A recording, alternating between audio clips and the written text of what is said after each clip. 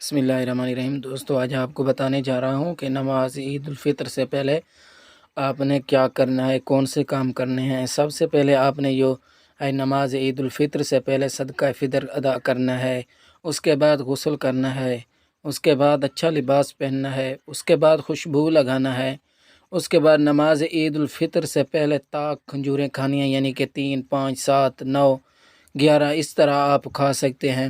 نماز عید الفطر کے لیے عیدگاہ جانا ہے، لیکن کیسے جانا ہے؟ عیدگاہ جانا ہے تو پیدل جانا ہے اور اپنے عزیز و اقارب کے ساتھ عیدگاہ جانا ہے۔ اس طرح جانے سے محبت، پیار، خلوص بڑھتا ہے۔